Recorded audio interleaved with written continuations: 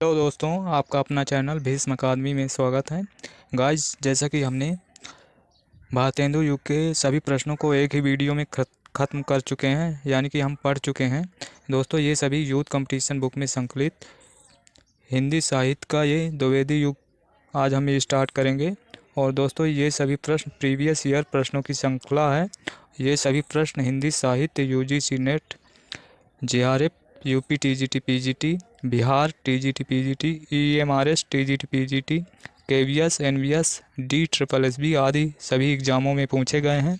यदि आप हिंदी शिक्षक या हिंदी से संबंधित कोई भी तैयारी करना चाहते हैं या कर रहे हैं तो आज ही हमसे जुड़कर तैयारी शुरू कर सकते हैं।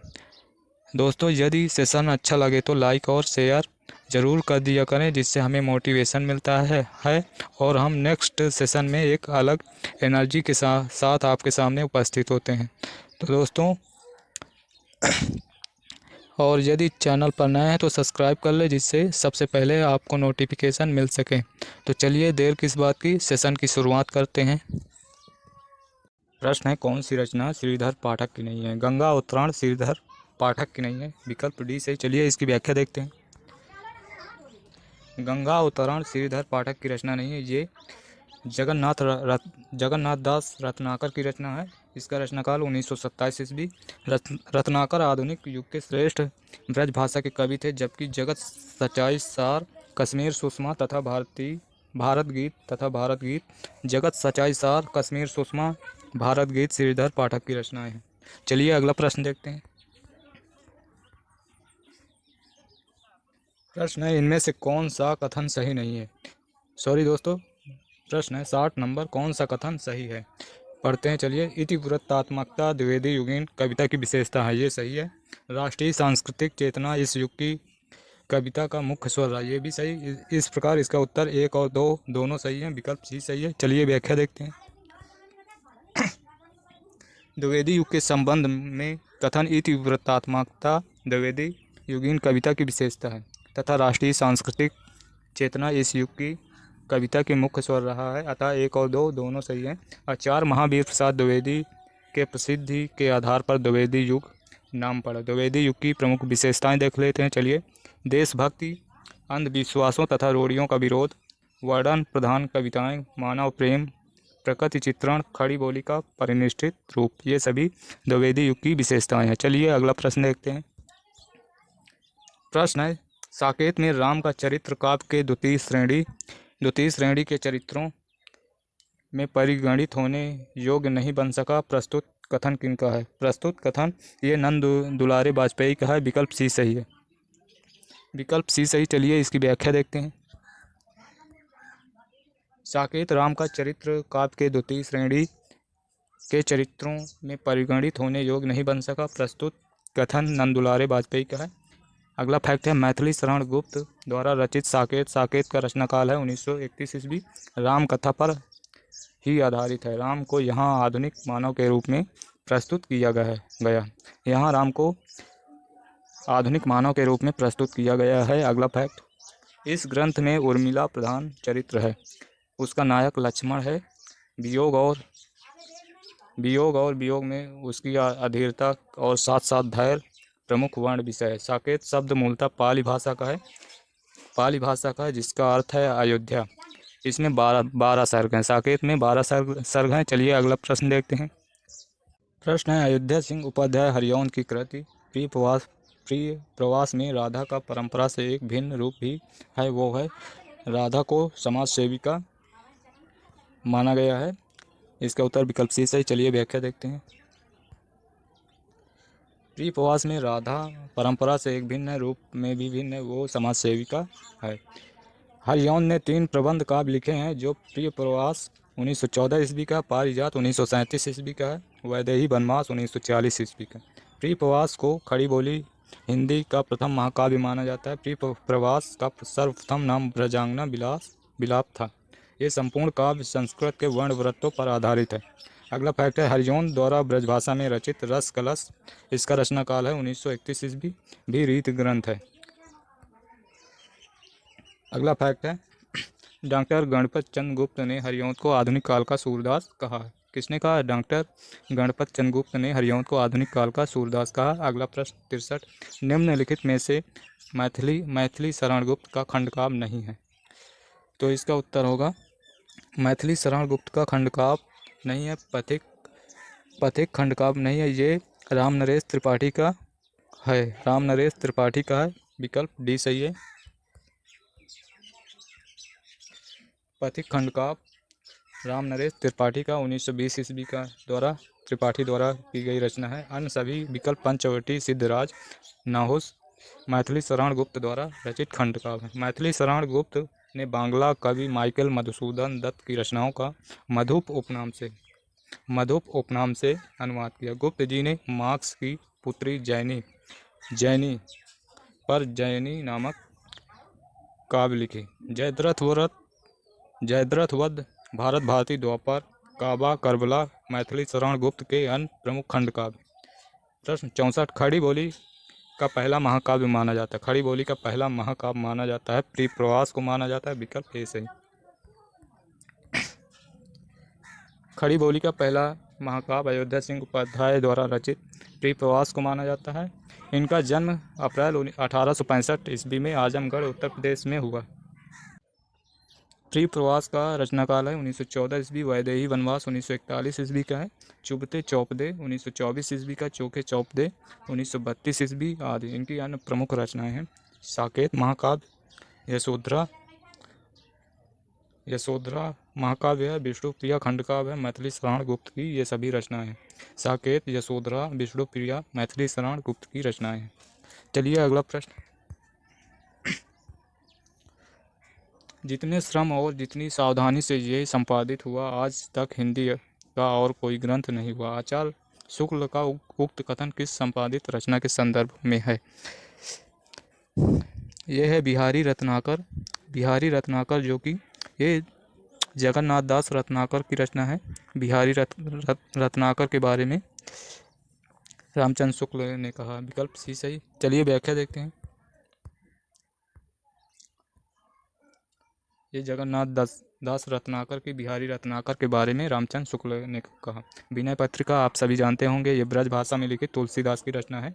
लाल चंद्रिका लल्लू लाल की है। बिहारी रत्नाकर जगन्नाथ दास रत्नाकर। कबीर ग्रंथावली श्याम सुंदर दास ने की है।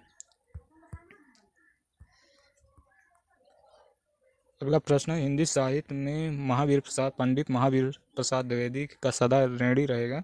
व्याकरण की शुद्धता और भाषा की सफाई के प्रवर्तक द्विवेदी जी ही थे। उक्त कथन किसका है? उक्त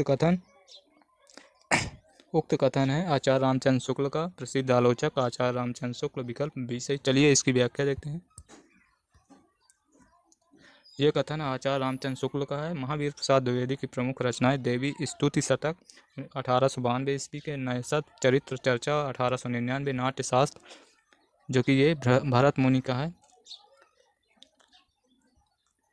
1912 ईस्वी का, संपत्ति शास्त्र 1907 ईस्वी का, रसज्ञ रंजन 1920 ईस्वी, वाग विलास 1930 ईस्वी, विचार विमर्श 1931 ईस्वी। ये सभी महावीर प्रसाद द्विवेदी की रचनाएं हैं। प्रश्न है, श्याम नारायण पांडे के व्यक्तित्व और कृतित्व संबंधित कौन सा असंगत है? इसमें कौन सा असंगत है? इसमें उनके संस्कार, द्विवेदी युगीन दृष्टिकोण, उपयोगितावादी और भाव विस्तार मर्यादावादी, ये विकल्प असंगत है। विकल्प डी सही है। श्याम नारायण की प्रमुख रचनाएं हैं हल्दी घाटी 1937 से 1939 ईस्वी, इसका रचनाकाल है। जौहर 1945, तुमुल 1948, रूपांतर 1948, आरती 1946, जय हनुमान 1956। ये सभी श्याम नारायण पांडे की रचनाएं हैं। चलिए अगला प्रश्न देखते हैं। कौन सी प्रवृत्ति द्विवेदी युगीन काव्यधारा में लक्षित नहीं होती है? इसमें कौन सी प्रवृत्ति द्विवेदी युगीन काव्यधारा में लक्षित नहीं होती? तो इसका उत्तर होगा हास्य व्यंग कविता की प्रचुरता इसमें द्विवेदी युग में ये लक्षित नहीं होती। विकल्प बी सही। चलिए व्याख्या देखते हैं। हास्य व्यंग कविता की प्रचुरता द्विवेदी युगीन काव्यधारा में लक्षित नहीं होती। द्विवेदी युगीन कवियों ने ब्रज भाषा छोड़कर खड़ी बोली को अपनाया। एक और खड़ी बोली व्याकरण सम्मत परिष्कृत सांस्कारिक रूप ग्रहण कर रही थी। दूसरी ओर कविता में लोक जीवन, प्रकृति के साथ ही राष्ट्रीय भावना को समर्थ अभिव्यक्ति हो रही थी। इस समय के प्रबंध काव्य कवियों ने पौराणिक और ऐतिहासिक कथानक को आधार बनाया। द्विवेदी युगीन काव्यधारा की विशेषताएं देखते हैं। प्रबंध, मुक्तक, प्रगीत सभी काव्य रूपों का प्रचलन।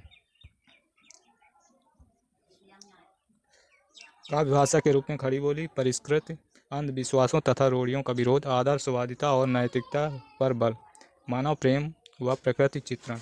अगला प्रश्न है, मैथिली शरण गुप्त के कृतित्व के विषय में कौन सा कथन सही नहीं है? कौन सा कथन सही नहीं है? तो इसमें भारत भारती में अध्ययन भारत का गौरवगान वर्णित है, ये विकल्प सही नहीं, विकल्प सी, इसका उत्तर विकल्प सी है। चलिए इसकी व्याख्या देखते हैं। भारत भारती में अध्ययन भारत का गौरवगान वर्णित है। मैथिली शरण गुप्त के कृतित्व के विषय में ये कथन सही नहीं है। ये 1912 में प्रकाशित मैथिली शरण गुप्त की कृति भारत भारती कई सामाजिक आयामों पर विचार करने को विवश करती है। ये ग्रंथ 3 भागों में बांटा गया, अतीत खंड, वर्तमान खंड, भविष्य खंड। अतीत खंड में भारतवर्ष के इतिहास पर गर्व करने को पूर्णतः विवश करता है, तो दूसरी ओर वर्तमान खंड में दरिद्र, नैतिक पतन, अव्यवस्था, आपसी भेदभाव से जूझते उस समय के देश की दुर्दशा को दर्शाते हुए सामाजिक न्यूनता की मांग रखी गई। चलिए अगला प्रश्न। दोस्तों, मैथिली शरण गुप्त सन 1925 में रचित पंचवटी नामक खंडकाव्य का कथानक राम साहित्य के चिर परिचित प्रसंग शूर्पणखा प्रसंग पर आधारित है। अगला प्रश्न, पंचवटी खंडकाव्य की रचना किस कवि द्वारा की गई? ये मैथिली शरण गुप्त द्वारा की गई, विकल्प ए सही है। मैथिली शरण गुप्त की रचना पंचवटी है। गुप्त जी ने, अगला फैक्ट, भारत भारती 1912 ईस्वी में लिखकर युवाओं को देश प्रेम में जोड़ा, राष्ट्र कवि का सामना किया, सॉरी दोस्तों, राष्ट्र कवि का सम्मान किया, राष्ट्र कवि का सम्मान किया, प्राप्त किया, राष्ट्र कवि का सम्मान प्राप्त किया भारत भारती 1912 में लिखकर। अगला फैक्ट है, साकेत महाकाव्य 1931 ईस्वी में लिखा, जिस पर इन्हें मंगला प्रसाद पारितोषिक सम्मान मिला। मंगला प्रसाद पारितोषिक सम्मान साकेत 1931 में मैथिली शरण गुप्त को मिला। गुप्त जी ने आचार्य महावीर प्रसाद द्विवेदी को अपना साहित्यिक गुरु माना। गुप्त जी ने किसे अपना साहित्यिक गुरु माना? महावीर प्रसाद द्विवेदी को साहित्यिक गुरु माना। महावीर यदि उन्हें पंक्तियां दी हुई हैं, करते तुलसीदास भी कैसे मानद नाथ, महावीर का यदि उन्हें मिलता नहीं प्रसाद, ये इस। अगला फैक्ट है, इनकी प्रमुख कृतियां हैं जयद्रथ व्रत, भारत भारती, पंचवटी, झंकार, साकेत, यशोधरा, जय भारत, द्वापर आदि ये सभी रचनाएं मैथिली शरण गुप्त की रचनाएं हैं। चलिए अगला प्रश्न, वे धर्म में विशिष्ट अद्वैतवादी विचारों में गांधीवादी और साहित्य में अविद्यावादी, ये कथन मैथिली शरण गुप्त के विषय में किसने कहा? ये कथन मैथिली शरण गुप्त के विषय में किसने कहा? ये कथन है डॉक्टर बच्चन सिंह। डॉक्टर बच्चन सिंह, विकल्प सी से। चलिए इसकी व्याख्या देखते हैं। वे धर्म में विशिष्ट अद्वैतवादी विचारों में गांधीवादी और साहित्य में अविद्यावादी, ये कथन मैथिली शरण गुप्त के विषय में डॉक्टर बच्चन ने कहा। मैथिली शरण गुप्त को हिंदी साहित्य में दद्दा नाम से संबोधित किया जाता था। उनकी कृति भारत भारती 1912 ईस्वी के बाद महात्मा गांधी ने राष्ट्र कवि की उपाधि दी। किसने दी? महात्मा गांधी ने उन्हें राष्ट्र कवि की उपाधि दी। अगला फैक्ट है, मैथिली शरण गुप्त ने 12 वर्ष की अवस्था में ब्रज भाषा में कनकलता नाम से कविता रचना आरंभ किया था। ब्रज भाषा में कनकलता नाम से कविता रचना आरंभ किया था। अगला प्रश्न है, कृषक क्रंदन इनमें से किसकी काव्य कृति है? कृषक क्रंदन इनमें से गया प्रसाद शुक्ल स्नेही की रचना है, विकल्प सी सही है। दोस्तों, एक बार आप सभी से रिक्वेस्ट है कि यदि सेशन अच्छा लगे तो लाइक और शेयर ज़रूर कर दिया करें। आप देखकर चले जाते हैं लेकिन लाइक और शेयर नहीं करते हैं। दोस्तों, ये अगर आप रोज़ डेली देखते हैं तो सबसे पहले लाइक और शेयर ज़रूर कर दिया करें, फिर इसके बाद देखें। और यदि चैनल पर नए हैं तो सब्सक्राइब कर लें, जिससे सबसे पहले आपको नोटिफिकेशन मिल सके। और दोस्तों, यदि हमारे सभी वीडियो देखना चाहते हैं तो डिस्क्रिप्शन में जाकर वहाँ प्लेलिस्ट का लिंक दिया हुआ है, वहाँ जाकर हमारे सारे वीडियो देख सकते हैं। चलिए आगे देखते हैं। कृषक क्रंदन गया प्रसाद शुक्ल स्नेही की काव्य कृति है। गया प्रसाद शुक्ल स्नेही की अन्य काव्य कृतियाँ प्रेम पच्चीसी, कुसुमांजलि, राष्ट्रीय वीणा, त्रिशूल, तरंग, करुणा कादम्बिनी। राम नरेश त्रिपाठी की काव्य कृतियाँ मिलन 1918 ईस्वी, पथिक 1920 ईस्वी, मानसी 1927, स्वप्न 1929, कविता कौमुदी, ये सभी राम नरेश त्रिपाठी की रचनाएं हैं। शाक मैथिली शरण गुप्त की काव्य कृतियाँ रंग में भंग 1909 ईस्वी, जयद्रथ व्रत 1910, भारत भारती 1912, किसान 1917, विकट भट्ट 1929, साकेत 1931, यशोधरा 1932, द्वापर 1936, जय भारत 1952, विष्णु प्रिया 1957, ये सभी मैथिली शरण गुप्त की रचनाएं हैं। प्रश्न है 73, निम्नलिखित कृतियों को उनके प्रकाशन वर्ष के अनुसार आरोही क्रम में व्यक्त कीजिए। चलिए देखते हैं। तो इनमें सबसे पहले आएगी भारत भारती। पहले देख लेते हैं, ये जय भारत है 1952 ईस्वी की, ये 1952। साकेत को जानते ही होंगे 1931 ईस्वी। भारत भारती 1912 ईस्वी। यशोधरा है 1932 ईस्वी। तो सबसे पहले भारत भारती आएगा, तो ए और डी कट जाएगा। भारत भारती आएगा, फिर आएगा साकेत, फिर भारत भारती के बाद साकेत, तो ये कट जाएगा। तो इसका उत्तर भारत भारती, साकेत, यशोधरा, जय भारत, विकल्प बी सही है। ये राष्ट्र कवि मैथिली शरण गुप्त की युगांतकारी रचनाएं हैं। इन्हें जगत साहित्य जगत में दद्दा नाम से संबोधित किया जाता है। 1912 में प्रकाशित खंडकाव्य भारत भारती ने स्वतंत्रता संग्राम को अत्यधिक प्रभावित किया था। इसी कारण महात्मा गांधी ने उन्हें राष्ट्र कवि की पदवी प्रदान की थी। इनकी जयंती प्रत्येक वर्ष 3 अगस्त को कवि दिवस के रूप में मनाई जाती है। 1954 ईस्वी में भारत सरकार ने इन्हें पद्म भूषण से सम्मानित किया। अगला प्रश्न 74, किस कवि का उपनाम हितैषी है? किस कवि का उपनाम हितैषी है? जगदम्बा प्रसाद को हितैषी नाम से जानते हैं, इनका उपनाम हितैषी है, विकल्प डी सही है। जगदम्बा प्रसाद का जन्म 1895, निधन 1957, मुरादाबाद उन्नाव जो कि उत्तर प्रदेश में है, कानपुर के बगल में। इनका उपनाम हितैषी था। इनकी प्रमुख रचनाएं हैं मातृगीता, कल्लोलिनी, वैकाली, दर्शना आदि, ये सभी जगदम्बा प्रसाद मिश्र की रचनाएं। अगला प्रश्न, टी प्रवास के संबंध में तथ्य सही है। इनमें से बताना कौन सा तथ्य सही है।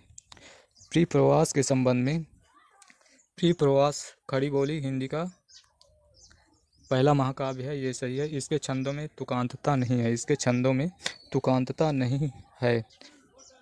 ये 2 और 3, विकल्प डी सही, विकल्प डी सही। बाकी इसमें 27 सर्ग नहीं है, इसमें 27 सर्ग ना होकर 17 सर्ग हैं। इसमें हिंदी के मात्रिक छंदों का प्रयोग है, ये भी गलत है। तो 2 और 3 सही है। प्री प्रवास के संबंध में सही तथ्य, ये प्री प्रवास खड़ी बोली का हिंदी का पहला महाकाव्य है। इसके छंदों में तुकांतता नहीं। प्री प्रवास महाकाव्य के रचयिता अयोध्या सिंह उपाध्याय हैं। इसमें कुल 17 सर्ग हैं। छंद और भाषा के संबंध में हरिऔंद ने कहा, भिन्न तुकांता कविता लिखने के लिए संस्कृत व्रत बहुत उपयुक्त है। कुछ संस्कृत व्रतों के कारण और अधिकतर मेरी रुचि के कारण इस ग्रंथ की भाषा संस्कृत गर्भित है। अगला प्रश्न, जन्म काल के अनुसार निम्नलिखित कवियों का सही अनुक्रम है। इनमें सही अनुक्रम बताना है, तो चलिए देखते हैं। गया प्रसाद शुक्ल स्नेही का जन्म 1883,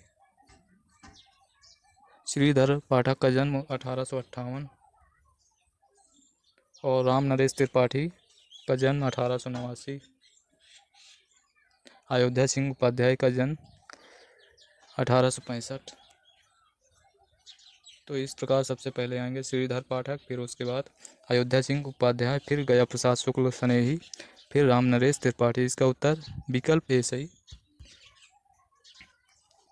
विकल्प ए सही है, विकल्प ए सही है। 2-4-1-3, 2-4-1-3, यानी कि श्रीधर पाठक, अयोध्या सिंह उपाध्याय हरिऔध, गया प्रसाद शुक्ल सनेही, राम नरेश त्रिपाठी, ये सभी क्रम से आएंगे। प्रश्न है, हम राज के लिए मरते हैं, सच्चा राज परंतु हमारे कृषक ही करते हैं। हम राज के लिए मरते हैं, सच्चा राज परंतु हमारे कृषक ही करते हैं। इस प्रसंग में उर्मिला का कौन सा विचार सही नहीं है?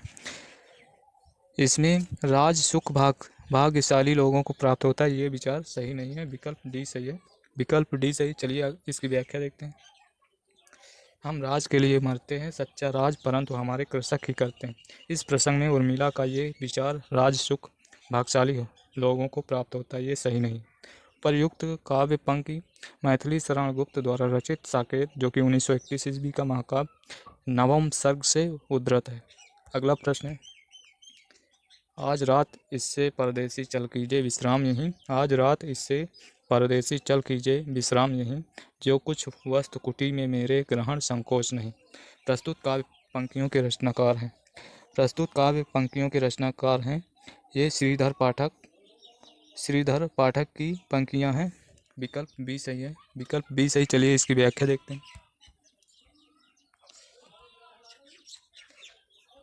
ये पंक्तियां श्रीधर पाठक की 1886 ईस्वी में श्रीधर द्वारा गोल्ड स्मिथ की रचना हरमिट का खड़ी बोली हिंदी में अनुवाद की। ये अनुवादित रचना है, गोल्ड स्मिथ की रचना हरमिट का खड़ी बोली में अनुवाद जो कि किया गया एकांतवासी योगी के नाम से। ये पंक्तियाँ इसी रचना से अवतरित हैं। शेष अन्य तीनों नाम अम्बिका दत्त व्यास, राम नरेश त्रिपाठी, हरिऔध असंगत है। अगला प्रश्न है 79, इनमें से कौन सी रचना रत्नाकर की नहीं है? इनमें से कौन सी रचना रत्नाकर की नहीं है? तो इनमें से सुंदरी तिलक रत्नाकर की नहीं है, सुंदरी तिलक ये रत्नाकर की नहीं है, ये घनानंद की रचना है। विकल्प बी सही है, विकल्प बी सही है। सुंदरी तिलक घनानंद की कविताओं का संकलन है, जिसे भारतेंदु हरिश्चंद्र ने संकलित किया। जगन्नाथ दास रत्नाकर द्विवेदी काल के रचनाकार हैं। इनका जन्म 1866 में हुआ। गंगा अवतरण 1927, उद्धव शतक 1929, हिंडोला 1894, वीराष्टक आदि रचनाओं रत्नाकर जी की काव्य कृतियाँ हैं। ये सभी रचनाएं रत्नाकर जी की हैं।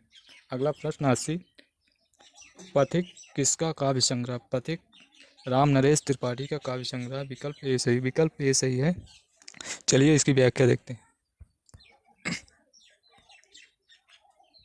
पथिक 1920 ईस्वी काव्य संग्रह राम नरेश त्रिपाठी का है। इनकी अन्य कृतियाँ मिलन 1918 ईस्वी, पथिक 1920, मानसी 1927, स्वप्न 1929। स्वप्न हेतु इन्हें हिंदुस्तानी अकादमी पुरस्कार मिला। स्वप्न के लिए इन्हें हिंदुस्तानी अकादमी पुरस्कार मिला। अगला प्रश्न है, अयोध्या सिंह उपाध्याय का ग्रंथ प्रिय प्रवास किस भाषा में लिखा गया? ये हिंदी खड़ी बोली का प्रथम महाकाव्य माना जाता है, तो इसका उत्तर विकल्प ए सही है। हरिओंद कृत प्रिय प्रवास खड़ी बोली में लिखा गया। हरिओंद कृत प्रबंध काव्य प्रिय प्रवास 1914 ईस्वी का है। इसमें 17 सर्ग हैं और इसमें कृष्ण के बचपन से मथुरा प्रस्थान तक का वर्णन। और दूसरी रचना है पारिजात, ये 1937 ईस्वी की है। इसमें 15 सर्ग है। इसमें आध्यात्मिक और धार्मिक विषयों का वर्णन है। वैदेही वनवास जो कि 1940 ईस्वी का है, इसमें 18 सर्ग हैं। इसमें राम के द्वारा सीता के निर्वासन की कथा है। और प्रिय प्रवास को खड़ी बोली का प्रथम महाकाव्य माना जाता है। इसका सर्वप्रथम नाम ब्रजांगना विलाप था। प्रिय प्रवास का पहले का नाम ब्रजांगना विलाप था।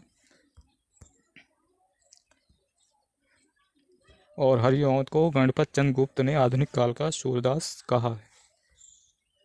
प्रश्न है, श्रीधर पाठक ने कौन सा अनुवाद ब्रज भाषा में किया है? इसमें बताना कौन सा अनुवाद ब्रज भाषा में किया है। श्रीधर पाठक ने उजड़ ग्राम का अनुवाद ब्रज भाषा में किया है। विकल्प ए सही। चलिए इसकी व्याख्या देखते हैं।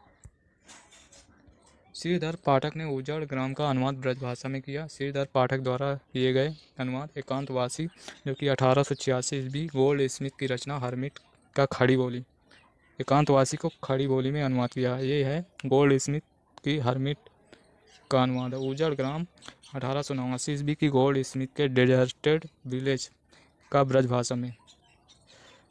डेजर्टेड विलेज का अनुवाद उजाड़ ग्राम नाम से श्रीधर पाठक ने ब्रजभाषा में किया। श्रांत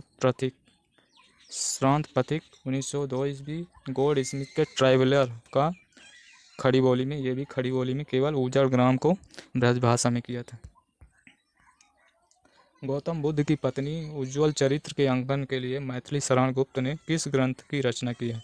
तो इसका उत्तर विकल्प सी सही, यशोधरा है, विकल्प सी सही। चलिए इसकी व्याख्या देखते हैं। यशोधरा 1932 ईस्वी की रचना मैथिली शरण गुप्त ने की। ये गीत नाट्य शैली पर है। इसमें महात्मा बुद्ध के संन्यास के उपरांत यशोधरा की उदात्त स्थिति का चित्रण है। इसकी एक पंक्ति द्रष्टव्य: सिद्ध हेतु स्वामी गए, यह गौरव की बात, पर चोरी चोरी गए, यह बड़ा आघात। सिद्ध हेतु स्वामी गए, ये गौरव की बात, पर चोरी चोरी गए, यह बड़ा आघात। ये यशोधरा की पंक्ति है। चलिए अगला प्रश्न देखते हैं।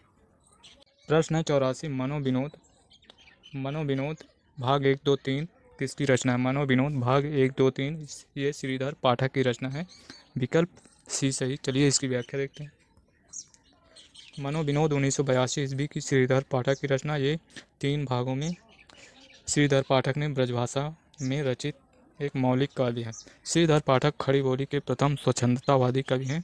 इनकी कश्मीर सुषमा 1904 ईस्वी में ब्रजभाषा में रचित अन्य मौलिक काव्य है।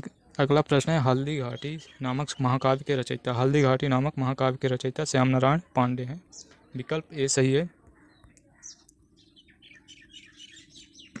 श्याम नारायण पांडे द्विवेदी युग के महत्वपूर्ण कवि हैं। हल्दी घाटी तथा जौहर 1954 ईस्वी इनका महाकाव्य है। माखनलाल चतुर्वेदी राष्ट्रीय सांस्कृतिक धारा के कवि हैं। इन्हें एक भारतीय आत्मा नाम से भी जाना जाता है। किनको? माखनलाल चतुर्वेदी को एक भारतीय आत्मा के नाम से जाना जाता है। अगला प्रश्न है 86। रामचंद्र शुक्ल ने प्रिय प्रवास की निम्नलिखित में से किस विशेषता का उल्लेख नहीं किया है?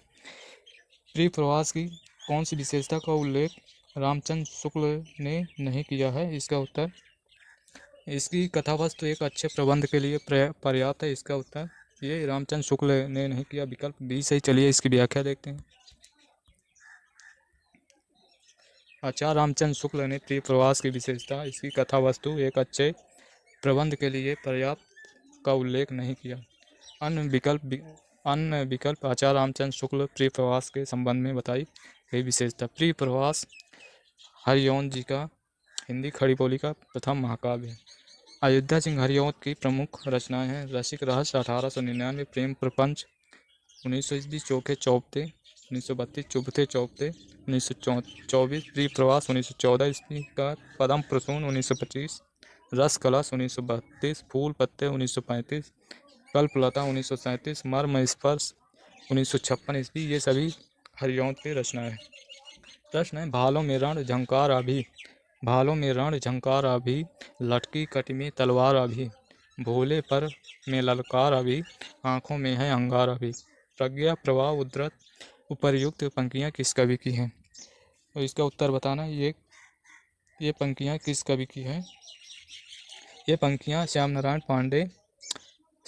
पांडे के हैं, विकल्प डी सही है, विकल्प डी सही है। भालों में रण झंकार अभी, लटकी कट में तलवार अभी, भोले पर में ललकार अभी, आंखों में है अंगार अभी। ये श्याम नारायण पांडे की पंक्तियां। प्रज्ञा प्रवाह से उद्धृत उपर्युक्त पंक्ति श्याम नारायण पांडे की है। हम कौन थे, क्या हो गए और क्या होंगे अभी, आओ विचारे आज मिलकर ये समस्याएं सभी। ये मैथिली शरण गुप्त की बहुत प्रसिद्ध रचना है। हम कौन थे, क्या हो गए और क्या होंगे अभी, आओ विचारे आज मिलकर ये समस्याएं सभी, मैथिली शरण गुप्त की है। अगली पंक्ति है श्वानों को मिलता दूध भात, बच्चे भूखे अकुलाते हैं, माँ की हड्डी से ठिठुर चिपक जाड़े की रात बिताते हैं। ये दिनकर जी की है, रामधारी सिंह दिनकर। चलिए अगला प्रश्न 88। भारत भारती के रचनाकार हैं। भारत भारती 1912 ईस्वी में रचित मैथिली शरण गुप्त की रचना है। मैथिली शरण गुप्त की रचना, विकल्प डी सही है। इस रचना की मूल प्रेरणा मुदस्से हाली तथा ब्रजमोहन दत्ते कैफी कृत भारत दर्पण पुस्तक से प्राप्त हुई है। इसकी रचना को लिखने पर महात्मा गांधी ने इन्हें राष्ट्र कवि की उपाधि दी थी। अगला प्रश्न है, आधुनिक काल के काव्य में कविताएं किस भाषा में लिखी जाती थी? आधुनिक काल की कविताएं खड़ी बोली में लिखी जाती थी, बल्कि भारतेंदु युग में ब्रज भाषा में लिखी जाती थी, लेकिन द्विवेदी युग से खड़ी बोली का काव्य के रूप में, काव्य भाषा के रूप में खड़ी बोली का शुरुआत माना जाता है। आधुनिक काल के काव्य में कविताएं खड़ी बोली में लिखी जाती थी। अयोध्या प्रसाद खत्री ने 1888 ईस्वी में खड़ी बोली आंदोलन पुस्तक से काव्य में खड़ी बोली का सूत्रपात किया तथा आधुनिक काल में काव्य की भाषा को खड़ी बोली के रूप में स्थापित करने वाले महावीर प्रसाद द्विवेदी इनका महत्वपूर्ण योगदान। 90। प्री प्रवास का वर्ण विषय क्या है? प्री प्रवास का वर्ण विषय कृष्ण का मथुरा प्रवास से है। विकल्प सी सही, विकल्प सी सही। ये 1914 ईस्वी का अयोध्या सिंह हरिऔध का खड़ी बोली का प्रथम महाकाव्य है। चलिए इसकी व्याख्या देखते हैं। प्री प्रवास 1914 ईस्वी खड़ी बोली का प्रथम महाकाव्य माना जाता है। इसमें 17 सर्ग हैं। इसका वर्ण विषय है कृष्ण के बचपन से लेकर मथुरा प्रस्थान तक का है।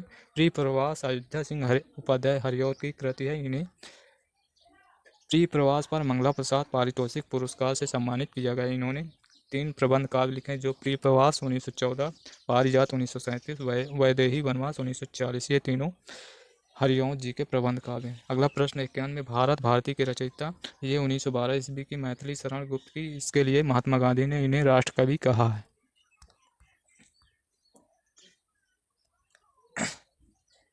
अगला प्रश्न 92 कौन सी रचना ब्रजभाषा में है? कौन सी रचना ब्रजभाषा में है? कौन सी रचना? प्रश्न संख्या 92 का उत्तर बताना। कौन सी एक रचना ब्रजभाषा में? रस कलश, जो कि ये अयोध्या सिंह हरिऔध की रचना है 1931 ईस्वी की। इसका उत्तर विकल्प डी सही है। 1931 ईस्वी रस कलश है। ये एक रीति ग्रंथ है। रस कलश 1931 के रचनाकार अयोध्या सिंह उपाध्याय। हरिऔध कृत ठेठ हिंदी का ठाठ 1899 और आध खिला फूल 1907। ये दोनों उपन्यास है हरिऔध जी के। हरिऔध कृत चुभते चौपदे बोलचाल कृतियों का मुहावरे भाषा में लिखा गया। हरिऔध की प्रमुख काव्य कृतियाँ प्री प्रवास, पारिजात, वैदेही वनवास, कृष्ण शतक, रसिक रहस्य 1899, पद्य प्रसून, कल्पलता, ग्राम गीत, मर्म स्पर्श। प्री प्रवास 1914 ईस्वी पर हरिऔध जी को मंगला प्रसाद पारितोषिक पुरस्कार प्राप्त हुआ। अगला प्रश्न 93 मैथिली शरण गुप्त का कृष्ण काव्य कौन सा है? इनमें से बताना कृष्ण काव्य कौन सा है। तो इसका उत्तर विकल्प ए सही, विकल्प ए सही है। मैथिली शरण गुप्त का कृष्ण काव्य द्वापर 1936 ईस्वी का है। द्वापर 1936 मैथिली शरण गुप्त ने भगवान श्री कृष्ण के चरित्र उद्घाटन द्वारा मानवता का आदर्श उपस्थित किया। द्वापर में 16 खंड हैं। अंतिम खंड में सुदामा बाद में जोड़ा गया है। मैथिली शरण गुप्त का जीवन काल 1886 से 1964। आधुनिक युग का तुलसी शोभिकार, इन्हें आधुनिक युग का तुलसी माना जाता है। मैथिली शरण गुप्त की प्रमुख कृतियाँ रंग में भंग, जयद्रथ व्रत, भारत भारती, झंकार, यशोधरा, जय भारत, विष्णु प्रिया, पंचवटी, ये सभी मैथिली शरण गुप्त की रचनाएं हैं। प्रश्न 94 दिवस का अवसान समीप था, गगन था कुछ लोहित हो चला। ये प्रकृति चित्रण किस महाकाव्य का है? ये प्रकृति चित्रण प्री प्रवास का 1914 ईस्वी का है। ये खड़ी बोली का प्रथम महाकाव्य माना जाता है। इसमें हरिऔध जी को मंगला प्रसाद पारितोषिक पुरस्कार प्राप्त हुआ था और इसका दूसरा नाम व्रजांगना विलाप था। चलिए अगला प्रश्न देखते हैं। प्रश्न है दिवस का अवसान समीप था किस रचना से है? दिवस का अवसान समीप था, ये प्री प्रवास से है। विकल्प बी सही है, विकल्प बी सही है। चलिए इसकी व्याख्या देखते हैं। अयोध्या सिंह हरिऔध के प्री प्रवास महाकाव्य से है। खड़ी बोली हिंदी का प्रथम महाकाव्य माना जाता है। प्री प्रवास 1914 ईस्वी। इसमें कृष्ण के बचपन से लेकर मथुरा प्रस्थान तक का वर्णन किया गया। जबकि झरना करुणालय आंसू लहर, कामायनी, ये सभी जयशंकर प्रसाद की रचनाएं हैं। युगान चिदम्बरा युगवाणी सुमित्रा नंदन पंत की रचना है। चलिए अगला प्रश्न पारिजात महाकाव्य किसके द्वारा रचित? पारिजात महाकाव्य ये 1937 ईस्वी की अयोध्या सिंह हरिऔध का महाकाव्य है। विकल्प ए सही है, विकल्प ए सही है। चलिए इसकी व्याख्या देखते हैं। 1937 ईस्वी का पारिजात अयोध्या सिंह हरिऔध का महाकाव्य है। इनकी दो अन्य काव्य कृतियाँ प्रिय प्रवास 1914 ईस्वी, इसका दूसरा नाम ब्रजांगना विलाप है, और इसमें हरिऔध जी को मंगला प्रसाद पुरस्कार प्राप्त हुआ था, और ये 1914 ईस्वी का। वैदेही वनवास हरिऔध जी का 1940 ईस्वी की रचना है। डॉक्टर गणपत चंद्र गुप्त ने हरिऔध जी को आधुनिक युग का सूरदास कहा। प्रश्न है, कुड़ाल गीत के रचयिता मैथिली शरण गुप्त हैं। विकल्प बी सही है, विकल्प बी सही है, मैथिली शरण गुप्त।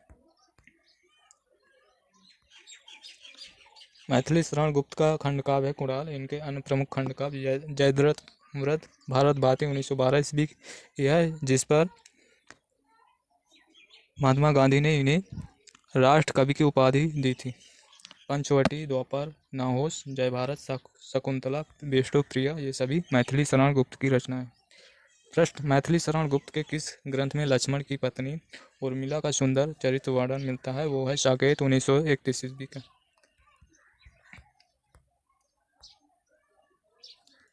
मैथिली शरण गुप्त साकेत 1931 ईस्वी की रचना है।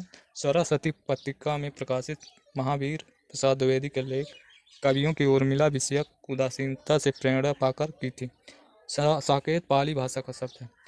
साकेत पाली भाषा का शब्द है, जिसका अर्थ है अयोध्या। साकेत का अर्थ है अयोध्या, जो कि साकेत पाली भाषा का शब्द है।